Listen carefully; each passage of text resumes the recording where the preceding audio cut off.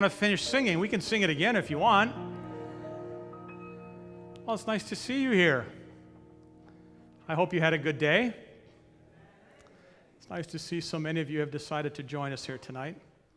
I pray that you will find this a blessing. And Jesus tells them, he says, there are signs. There are things I want you to be attentive to. There are things I want you to pay attention to. Because as you see those things appearing, you will know my coming is near. Even though you won't know the exact date. But you'll know it's near. Are you with me? Well, what are those signs? Jesus begins to tell them, but first look at what he says. He says, and Jesus answered and said to them, take heed. What does that mean? Because we didn't say a lot of take heed in Kensington Market when I grew up. What would you say? Be careful. He says, watch out. Watch out that no one what? Deceives you. The devil was cast out of heaven, comes down to the earth to do what? Deceive the whole world. Jesus says, listen, I'm going to tell you the signs, but I'm going to tell you something. Watch out. Be careful that no one deceives you. And he continues. For many, he says, will come in my name, saying, I am the Christ, and will what? Deceive many. And you will hear of wars and rumors of wars. See that you are not troubled, for all these things must come to pass, but the end is not yet. For nation, he says, will rise against nation, and kingdom against kingdom, and there will be famines, and pestilences, and earthquakes in various places. You know, a few years back, I was going to do seminars just like this in Washington, D.C. And I decided I would drive to Washington, D.C. because I was going to be there for a few weeks, and it would be good to have a car there. So I headed out from my home. I live in Oshawa, and headed east on the 401 down, about Thousand Islands, crossed the border over there. And when I got to the border, the U.S. Customs officer said to me, where are you going? I said, to Washington, D.C. What for? I said, I'm going to do a Bible prophecy seminar. I don't think he liked the sound of that. He told me to pull my car over and go inside. I said, okay. So I waited inside, and they called my name, and I went to see another officer. He said, where are you going? I said, Washington, D.C. What are you going to Washington, D.C. for? I said, I'm going to do a Bible seminar. A Bible seminar? I said, that's right. Why are you going to do a Bible seminar? I said, because I'm a pastor. Oh. No Americans can do Bible seminars? I said, yeah, probably there's tons of them that can. So why do they call you? So I don't know. They asked me to come. So what are you going to talk about? I said, well, I think into my head, if you don't let me out of here, I'm not going to talk about nothing tonight because I'm not going to get there in time. I said, well, tonight I'm going to talk about what are the signs of the second coming? And he said, well, what are the signs of the second coming? So I pulled out my iPhone and I turned to Matthew chapter 24 and I read for him there in front of everyone the verses that I just read. We just read them all together now. And I got to the end of verse 7 like this, and he stops me, he interrupts me, he goes, those aren't the signs. I said, I beg your pardon? He says, those aren't the signs of the second coming. I said, why not? Wars? We've always had wars. Earthquakes? We've always had earthquakes. Famines? We've always had famines. Those aren't the signs. And as he's going through that, I'm thinking in my head, how do I tell him he's speaking foolishness in a way that doesn't prevent me from ever being allowed back into the United States? And I said to him, with all due respect, you need to let me read the next verse. You see, because this is what the skeptic does. The skeptic stops at verse 7. And he'll say to you, wars, that's crazy. We've always had wars. Hunger, diseases, earthquakes, famines, we've always had those things. How can those be the signs? But they don't read the next verse. Because I said to them, if you just let me read the next verse, it'll all make sense. Don't stop here. Read the next one. Would you like to see what the next one says? And you tell me if this doesn't make sense.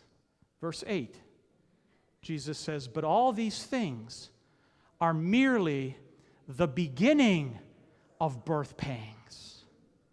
What's Jesus saying? Listen, if Jesus was saying we've never had wars and we're only going to have wars before the second coming, that would be foolishness. But what's Jesus saying? He's saying, listen, it's like the birthing process. Mothers, you know what that's like, isn't it? As you get closer and closer to the time of giving birth, it becomes that what happens with the pain? It increases in intensity and increases in frequency. Jesus would never say, we've never had wars, but what he's saying is, listen, when you see more wars and more intense wars and more diseases and more intense diseases and more earthquakes and more intense earthquakes and more hunger and more intensity of hunger, you know my coming is near. Never would Jesus say, you're only going to have wars before the second. That's foolishness. Do you see the difference? Don't be like the skeptic and just stop at verse 7. Go to verse 8.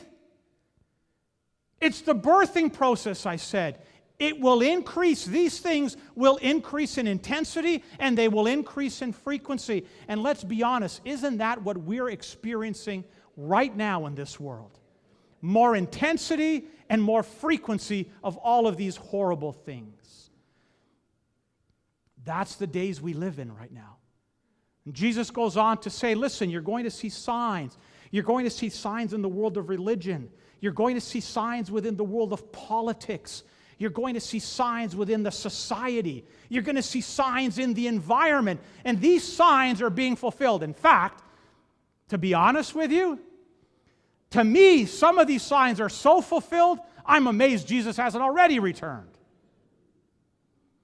Let's look at these because he breaks them down. Let's start with the religious signs. Jesus says, just before I come, something is going to go horribly wrong within the world of religion. I have to tell you, the Christian church today, confusion. You know, there was a study done not too long ago by two gentlemen, one of them by the name of George Gallup Jr., you know, from the Gallup organization. I cited it on a program I did not too long ago. And they studied, him and another gentleman, he was a professor for the University of Florida, they studied Americans, because that's who they studied, and their relationship to the Bible. And then Christians and their relationship to the Bible. So how much time do Christians actually spend studying the Bible and learning the Bible? And they said, they came to one of their conclusions was that we have created in Western society, in North America anyway, within the Christian church, biblical illiterates. He says the Christians today are biblically illiterate. And as a result, this is them. They're pollsters. They're not pastors. He says, because Christians do not spend time studying the Bible, reading the Bible for themselves, not letting somebody else tell, oh, this is what it says. Just trust me. Reading it for themselves. That's why every night we give you that handout. Go home, read it, study it for yourself. Find out for yourself. Make it real for you. He says, because we haven't done that, this is what they're studying. These are secular men. They said, as a result of the illiteracy amongst Christians, biblical illiteracy, there are doctrines and ideas that have come into the Christian church that aren't even Christian. And the Christians have embraced them. And they're not even Christian teachings. said something's going to go horribly wrong within the world of religion just before I come. He says in verse 5, "For many will come in my name, saying, 'I am the Christ,' and will deceive many."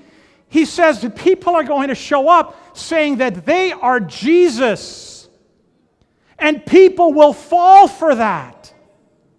People will be deceived. I read that, and I think, how foolish can people be? But one thing is for sure, these false Christs or these false prophets, they're not going to show up with a sign around their neck saying, "I am a false prophet." They're just going to get up and they're going to start speaking.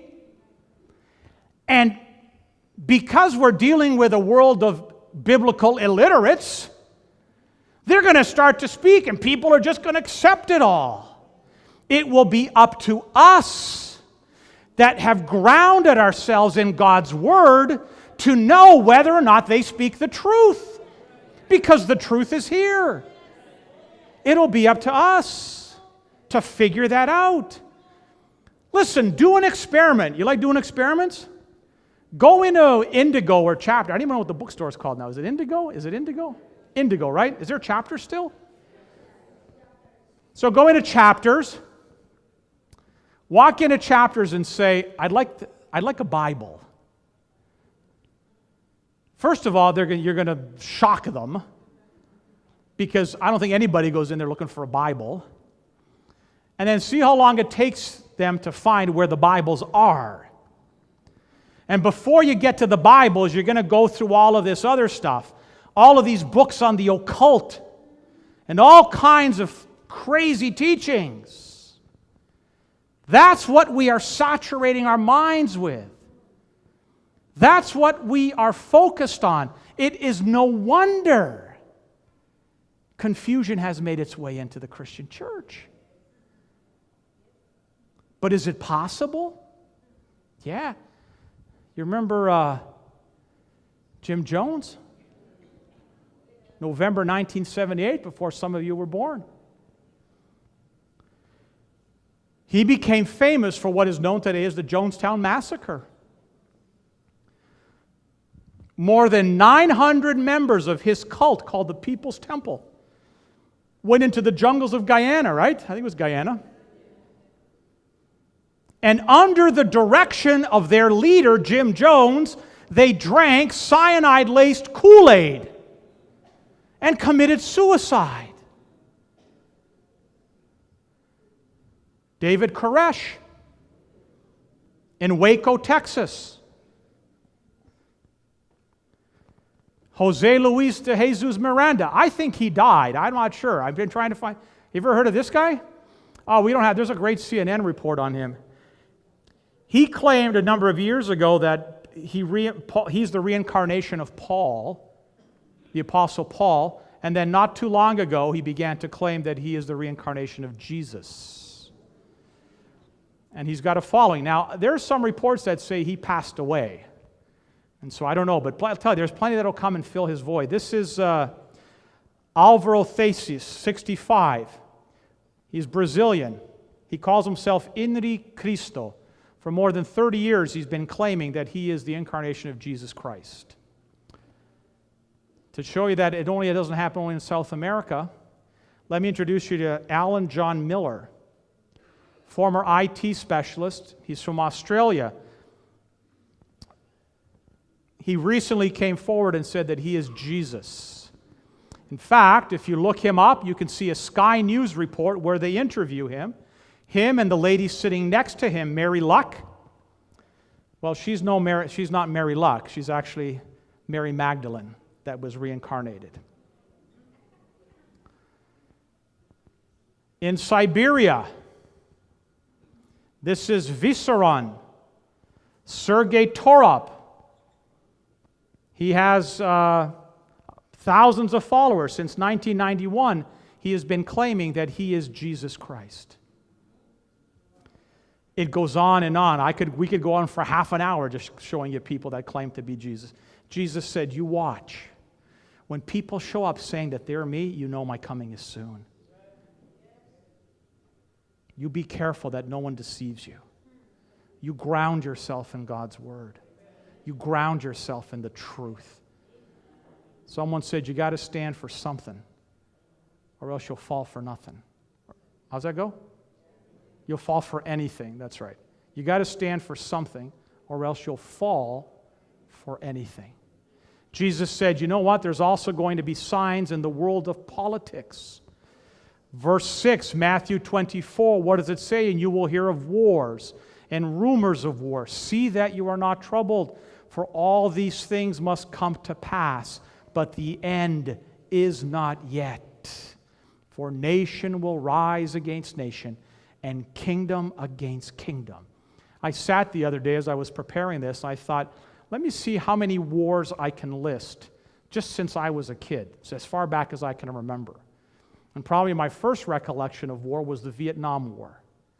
I wasn't around in the Second World War or the Korean War. But I remember the Vietnam War. And I remember the war in Kosovo and the Persian Gulf, the first Persian Gulf War, and the Arab-Israeli conflict, and war in Somalia, and the Congo, and Rwanda, and Iraq, and Iran in Iraq, the Arab-Israeli conflict. In fact, when you begin to look at it, I mean, since the Second World War, there really hasn't been a moment of peace. We've been in war ever since. Northern Ireland, to name just a few. Sudan, Afghanistan. How many Canadians did we lose in Afghanistan? Too many. There is one estimate I read that said that in the 20th century, more than 180 million people died as casualties of war. 180 million people. That's more than 4 times the population of Canada. If Jesus doesn't come soon, I'm afraid that next time around, in this century, we would set a new record because things are cascading and getting worse each and every day. The peace is so fragile. Peace accords don't last. You know why? Because we're never going to have peace here on earth until the Prince of Peace is sitting and reigning on the throne of the universe. Up until Jesus returns, we're never going to have peace. The Bible warns us. 1 Thessalonians chapter 5, verse 3, while they are saying peace and safety, then destruction will come upon them when? Suddenly, be aware. Don't let anyone deceive you. Just think about some of the things going on right now. North Korea testing intercontinental ballistic missiles. Right? This can be a real threat to North America. Iran, according to globalsecurity.org, they are less than 2 years away from having a nuclear arsenal. Can you imagine? One of the big threats here, or one of the big concerns here, is should a nuclear weapon get into the hands of ISIS, then what could happen? Can you imagine if that bomb that went off the other day in New Jersey, or in Manhattan, or in New York there someplace, if that had been a dirty bomb, what that could have done? You know, I'm a politics junkie. I love politics. I spend a lot of time reading about politics. And I have to tell you, if I didn't have the assurance of Scripture that these are the signs that tell me Jesus is coming, I'd be hard-pressed to get out of bed some days. Because it is a frightening world that we live in. Isn't it? You know, when you're at the airport, remember that Belgian bombing at the airport? People checking in. You know how many times I've been to the airport? You know how many times we've been standing there with my family checking in, going in on a vacation? Can you imagine someone walking into the airport while you're there with your family, checking in, going on a vacation? Maybe you've been saving for years to go on a vacation. And someone comes into that hall with a suitcase filled with dynamite or plastique and ball bearings and nails.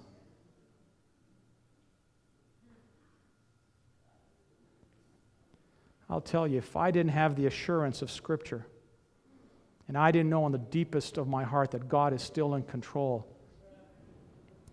it would be hard to get out of the house every day, wouldn't it? But Jesus said, these are the signs. These are the signs that I'm coming. He says, listen, there's going to be environmental signs. You're going to see things in the environment. Things are going to go out of whack in the environment. And isn't that what's happening? It's going crazy. Look at what he says. Matthew chapter 24 and verse 7. There will be famines and pestilences and earthquakes in various places. Let's start with famines. You know, according to one statistic I read, every 6 seconds, 1001, 1002, 1003, 1004, 1005, 1006. Every 6 seconds, a child somewhere in the world dies from malnutrition.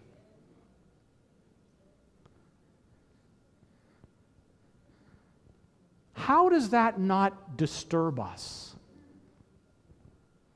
How does that not drive us out of this place and the comfort of this place and do something? You know, my wife and I were just in Kenya. And as we would, at the end of the day, you know, sort of debrief and reflect on what had happened that day, our common theme every night was how blessed we are to live in Canada. How blessed we are to live in a nation like this, where we have abundance of everything. We need food, there's food.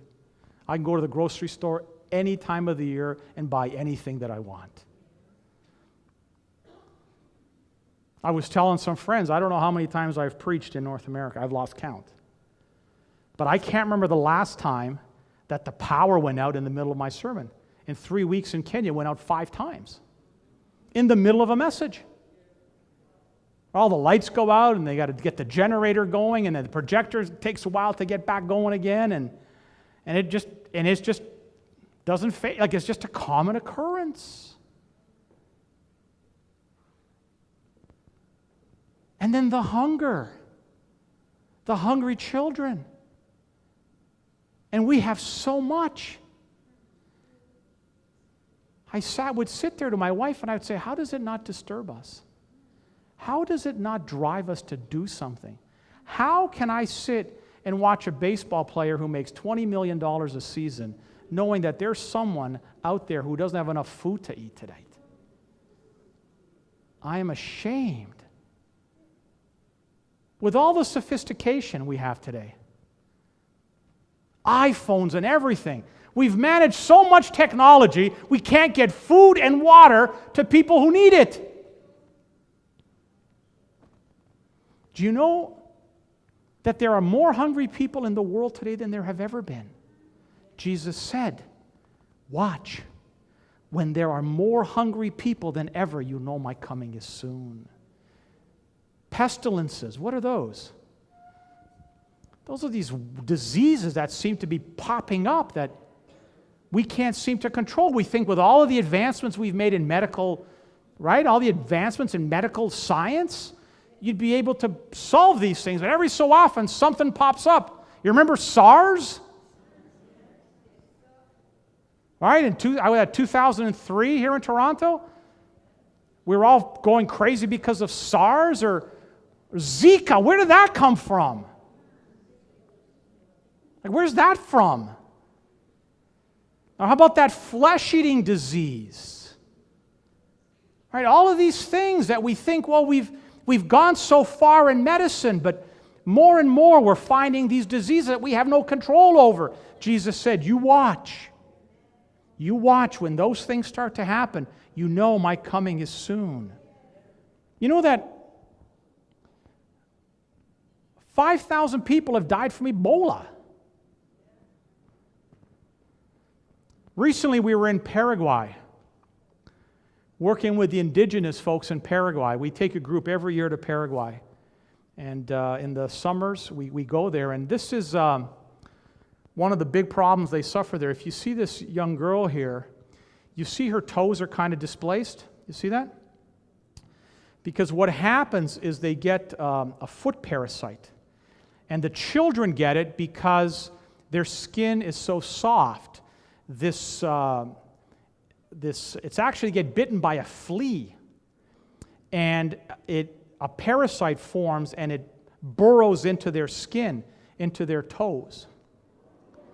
So what you see there as the black, that's the tails of these parasites. And so you can't treat it with antibiotic. We would soak the feet in that water, and it's a topical anesthetic. And then the parasites have to be removed with tweezers, one by one. And once you remove them, they look something like that. You have to be very careful in how you remove them that you get the entire parasite out. But you can solve this by just ensuring that the children wear closed shoes, that they don't wear flip-flops.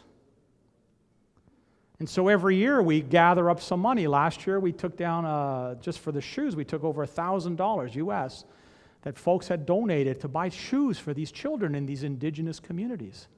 This is now. This is not 50 years ago. This is right now, as we're sitting here, complaining that our internet signal is too weak. Jesus said, when you begin to see these things, you know my coming is near. Earthquakes. According to the United States Geological Society, I think that's what these guys are called, the USGS Geological Society, about 8,000 earthquakes a day. 8,000 earthquakes. Granted, many of them are small. I put an app on my phone a while back. Someone said to me, there's this great app that it beeps every time there's an earthquake anywhere in the world. I had to take it off my phone because it was beeping constantly. Granted, some of the earthquakes were small, but some of them, look at the devastation we've seen over these last number of years. With these earthquakes, more frequency and more intensity of earthquakes. What did Jesus say? When you see these things, know that my coming is near. Luke 21:11 says, and there will be great earthquakes in various places, and famines and pestilences, and there will be fearful sights and great signs from heaven. How about the signs in our society? What's going on in our society all around us? Jesus said, but as the days of Noah were, so also will the coming of the Son of Man be. For as in the days before the flood, they were eating and drinking, marrying and giving in marriage until the day that Noah entered the ark. What was the moral fabric of the society like in the days of Noah? And how has it changed for us in the 21st century? I mean, I don't have to spend a whole lot of time on that. You know exactly what's happened. You know, certain standards, God's standards, that we used to uphold as a society and understood them to be some of the pillars that kept our society together, we can no longer make reference to, because if you do, you're considered a bigot or someone who speaks hate. This is the world we've come to. There isn't even a stigma attached to it in most circles. Think about where we've gone in this world. I grew up in Kensington Market. When I was a kid in Kensington Market at 6 years old, I'm 54 years old. I was hoping someone would say, well, you don't look 54. So I even paused like that. Like, did you see how I paused? That makes me sad. 6 years, so how long was that? When I was 6 years old, how many years ago was that? Like 48 years ago? That's a long time. 48 years ago. I mean, that's not that long, is it? 6 years old, my mom would say to me, Billy, go over to the bakery, go get some bread because your dad's coming home from work. We're going to have dinner. And at 6 years old, I'd walk over to the bakery by myself. But we all knew each other in the community. And everybody looked out for each other. And if there was someone strange or someone from out, people were attentive. They were watching. Do you remember those days? My dad had a car. He had bought a 59. My dad came to Canada in 1958. In 1959, he bought a Pontiac. A 59 Pontiac. My dad would leave the car outside on Kensington Market, on Augusta Avenue, where we lived, with the keys inside of it. He used to leave the keys in it. Now, that's not in small-town Saskatchewan. That's in downtown Toronto.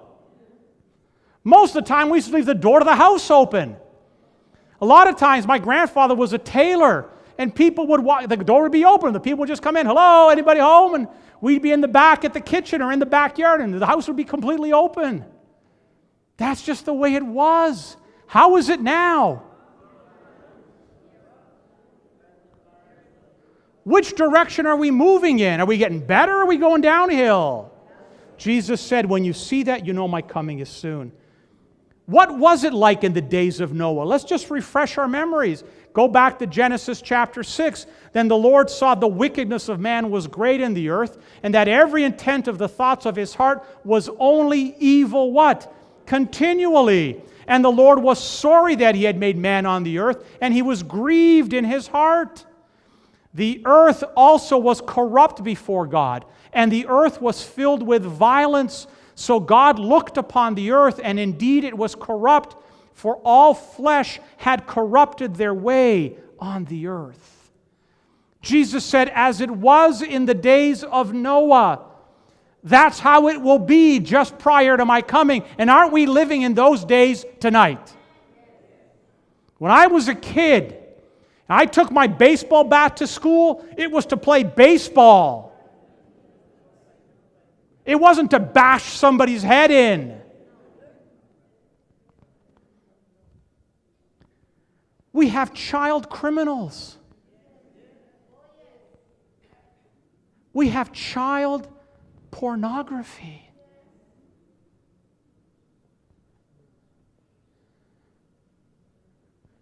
Look at our society. Someone says, you know what, Bill? Last night's message was good, but tonight it's so much doom and gloom. It's not doom and gloom. Because these are the signs that say Jesus is coming. And I have to tell you, I pray that he comes soon, or we're going to destroy ourselves through warfare, or through pollution, or through just our society so corrupt and violent. Jesus said, as in the days of Noah, it will be in the days of my coming. People will be dishonest. They will be selfish. They will be violent. It is a different world we live in today. It has changed significantly in the 54 years that I've been around. I can only imagine for some that have been around longer than that. It is very, very sad. Every kind of wickedness you can imagine is in this world. If you listen tonight, if you listen carefully, you can hear the world groaning. But it's almost over. It is almost over. Very soon, Jesus is going to come. Now listen to me carefully, because Jesus made a promise. And his promise was, I'm going to go, but I'm going to prepare a place for you. And if I go, I will come back. But I will come back in an hour when you least expect it. So be attentive. Be watching. Because I'm coming, because I want to take you home. So for me, really, as I come to the end of this tonight, for me, really, I don't know for anybody else, the question for me tonight is not how soon is Jesus going to come, because I believe it's going to be very soon. All the signs have been fulfilled. The question for me tonight is, will I be ready given how quickly he's going to come? Can I work through everything in my life and be ready? Have all the priorities in my life arranged in the order that places Him in first place, so that when He comes, He can take me home, because He's gone to prepare a place for me, and He's gone to prepare a place for you. Very soon, He's coming. And I'm going to get to see Him face to face. And so are you. It's almost time. We cannot be ignorant or careless to the signs, because they are a warning to tell us, work on this thing in your life, work on that thing. Work this through. I'm giving you a warning. I'm letting you know I'm almost coming. I mean, Jesus didn't have to do that, right? He could just not give us any signs and just come at any time. Why do you think He gives us these signs? So that we can prepare ourselves. So we could be ready and we could let others know that He's coming. And very soon, all the pain, all the suffering, everything we studied about last night will very soon come to an end. But we have to be attentive to the warning signs. You know, they came and they knocked on Harry's door at his lodge, the Mount St. Helens Lodge in Spirit Lake. It was owned by a crusty old man by the name of Harry Truman, not the president. They came knocking on his door. Harry wasn't too impressed. Reluctantly, he opened the door to them and he listened to what they had to say. And they said, Harry, we are from the Geological Society. And we've been monitoring Mount St. Helens. And the mountain is rumbling. Our research shows that at any moment, this mountain could explode. And so we've come here to tell you, gather up your things and leave. Get down from the mountain. Well, Harry was not about to have any of that. He just looked at them and said, a couple of colorful words we won't share. But he said, gentlemen, let me tell you something. I ain't going nowhere. Look around. Everything you see here, I own. I've got enough food there in my pantry for 20 years. I've got enough whiskey for 25 years. I'm not going anywhere, gentlemen. And with that, he just slammed the door right in their face. Well, they had pretty much given up on old Harry until there was another earthquake, this time measuring 4.1 on the Richter scale. And they went back and they said, Harry, listen, the warnings are here. The mountain is going to explode. It's going to blow, Harry. You got to leave now. Harry looked at them and said, gentlemen, I haven't changed my mind. I will not change my mind. Let me put it as plainly to you as I can. I am going to stay on this mountain until hell freezes over.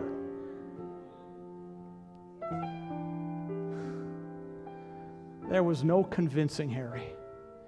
If only he knew how prophetic his words were. If only he knew. You see, because when Mount St. Helens blew on May the 18th, 1980, it blew with a force 500 times greater than the bomb that was dropped on Hiroshima. Harry said he'd be up on the mountain there till hell freezed over. Trust me, Harry is still up on the mountain, buried under millions of pounds of rock and lava. Didn't have to be that way, though. All the warning signs were there. You see, I think Harry had it all figured out. You see, he thought, well, the mountain will blow. It'll blow from the top, and the lava will start to make its way down, and I'll have a last-minute warning, and I'll grab up my things, and I'll go out the door. What Harry never expected was the mountain would blow out the side. And when that mountain blew, Harry didn't have enough time to turn his head. But it didn't have to be that way, did it? Why was Harry so stubborn? Why did he ignore all of the warning signs? Let me ask you tonight, are you going to ignore the warning signs?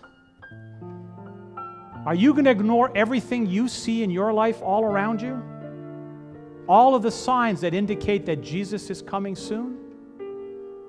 Are you prepared to just turn your head and walk away?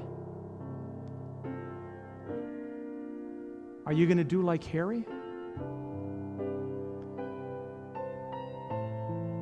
Or are you going to heed to the warnings of Jesus and prepare yourself to meet him when he comes? It could be any day now. All of the signs have been fulfilled. How gracious our God is that he gives us the signs that allows us to prepare ourselves to be ready for when he comes. What are you going to do with this time that God has given you? What would be the wise thing to do? How wise would it be to do like Harry and ignore the signs? The decision is ours. Very soon, Jesus will return, and I want to be ready to meet him. How about you?